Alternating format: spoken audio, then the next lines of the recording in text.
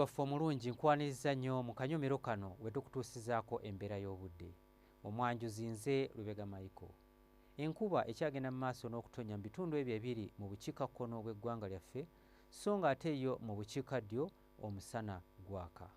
Era bwe tutunuulira ku bifaananyi ebyo ebikubiddwa ku ssemazinga wa Africa, bitulaga nga omukubo gw'enkuba gwongedde okuseeseetuka nga gudda mu bukiikakkono bwa ssemazinga wa Africa, era nga eyo y'ensonga lwaki ebitundu ebyo ebiri mu bukiikakkono bw'eggwanga lyaffe bikyagenda mu maaso n'okufuna enkuba. Mu biseera eby'okumakya mu bitundu ebyo ebiri mu masekkati g'eggwanga lyaffe tusuubira akasana okukeera okwaka. Mu buvanjuba bw'eggwanga lyaffe nayo tusuubira akasana okukeera okwaka, okwo kw'ossa n'ebitundu ebyo ebiri mu bugwanjuba awamu n'ebyo ebiri mu bukiikakkono bw'eggwanga lyaffe.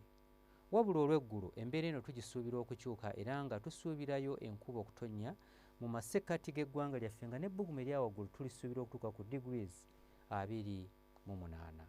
Mu buvanjuba bw'eggwanga lyaffe tusuubirayo enkuba okutonnya nga n'ebbugumu erya waggulu tulisuubira okutuuka ku degrees 29 mu kitundu ekyo eky'e Soroti, Jinja ne Tororo.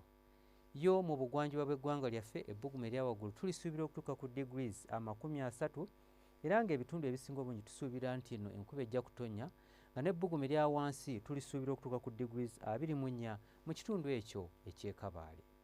Mu bukiikakkono bw'eggwanga lyaffe tusuubirayo enkuba okutonnya mu bitundu ebisinga obungi nga n'awamu ejja kuba nga yeetobeseemu okubwatuka okw'eggulu. Lyo ebbugumu erya waggulu tulisuubira okutuuka ku degrees 30 so nga mu ggulu ebbugumu erya waggulu tulisuubira okutuuka ku degrees 28. Bwe tweyongerayo mu bibuga ebimu ebiri ebusukkansalo w'eggwanga lyaffe mu Nairobi tusuubira akasana okukeera okwaka. So nga ate yo mu London tusuubira obudde okubeera obw'ekiddedde, ate mu Dubai tusuubirayo pereketya w'omusana nga n'ebbugumu erya waggulu tulisuubira okutuuka ku degrees 46.